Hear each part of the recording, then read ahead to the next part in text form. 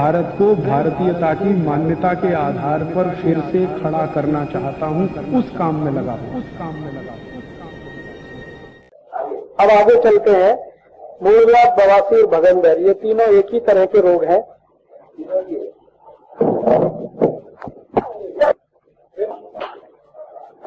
5 ml और sulphur 35 ml। ये मूलव्याध, बवासीर, भगंदर तीनों की सबसे सरल औषधि है जिसमें साइड इफेक्ट नहीं है और आप दे सकते हैं अपने से स्वयं। औषधि तो और भी बहुत हैं, हाँ देने का मैं बता रहा हूं। नक्सवमिका जो है ये रोज शाम को 1 थेंब देना है जीभ पर, जबान पर, शाम को भोजन के आधे घंटे के बाद, जीवन के नंतर। अब दूसरी जो औषध है सल्फर, ये सप्ताह में 1 दिन देना, अठवाडिया में 1 दिन, 1 थेंब नक्सवमिका। अब आपको बीमारी कैसी है, अगर ज्यादा खराब नहीं है तो 10-12 दिन में ठीक करेगा, बहुत ज्यादा बिगड़ा हुआ है तो 1 महीना लग जाएगा। तो ये दे दिया भोजन के आधे घंटे बाद शाम को। ये सकाळी और दोपहरी नहीं देना, दोपहरी संध्याकाळ। सल्फर 200, ये भी 5 ml लेना है। इसका 1-1 थेंब जीभ पर, सप्ताह में 1 दिन।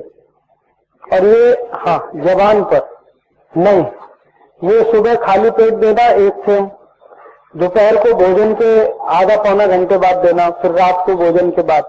ये दिन में 3 बार देना, 1 दिन। औषध लेने के आधा घंटे पहले भी पानी नहीं पीना चाहिए, ठीक है। तो मैंने ये बोला कापुर और केला, वो तो आयुर्वेद का है, गौमूत्र के साथ लेना। और ये होम्योपैथ का, इससे लगभग 90% बवासीर, मूलव्याध, भगंदर ठीक हो जाए। 10% इसलिए बोलता हूं कि बहुत कॉम्प्लिकेशन हो जाता है। जिनको 8 साल से 10 साल से है, 2-3 बार ऑपरेशन करा चुके हैं, फिर हो गया है, तो उनका इलाज आप मत करना। उनके बारे में मुझे या तो खत लिखना या तो आप कोई नजदीकी होम्योपैथी डॉक्टर को कहना। कॉम्प्लिकेशन जिनको हो गया, जैसे 1 ऑपरेशन करा चुके हैं, 2 करा चुके हैं, फिर मूलव्याध हो रहा है, बार-बार हो रहा है, इसका माने वो टेंडेंसी बन गया है शरीर की। उसको निकालने के लिए फिर ज्यादा गंभीर अध्ययन करना पड़ता है और उसके लिए औषध सिलेक्शन बहुत तकलीफ से होता है, वो आप नहीं कर पाएंगे, बहुत अभ्यास से ही होता है वो। तो वो आप मत करना। साधारण जिनको है, पहली बार हुआ है, ऑपरेशन नहीं कराया, उनको आप ये देना। एक तो पहले वो देना, उसका साइड इफेक्ट कुछ नहीं, कपूर, केला और गौमूत्र। कुछ ऐसे भी मूलव्याध हैं जो कपूर, केला, गौमूत्र से भी ठीक नहीं होते, उनके लिए फिर ये देना। और जो इससे भी ठीक नहीं हुआ तो फिर मुझे बताना।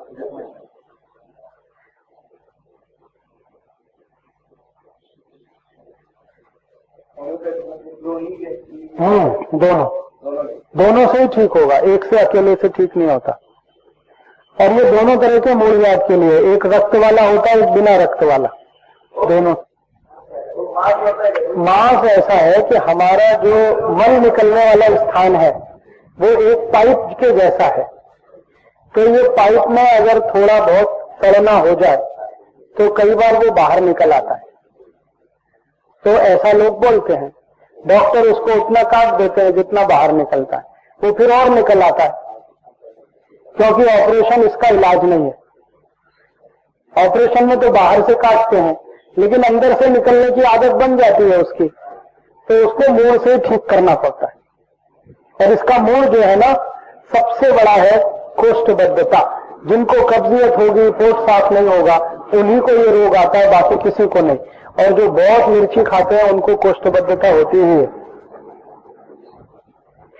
एक बार में जिनको संडास साफ नहीं होती, बार बार जाना पड़ता है, तो ध्यान रखें, उनको ये होने की शक्यता है। संडास एक बार में ही साफ होनी चाहिए। कड़क हो, हाँ, तो उनको भी शक्यता है कि ये होगा। उनके लिए उपाय मैं बताऊंगा, जब कोष्ठबद्धता में हम जाएंगे तब बताऊंगा।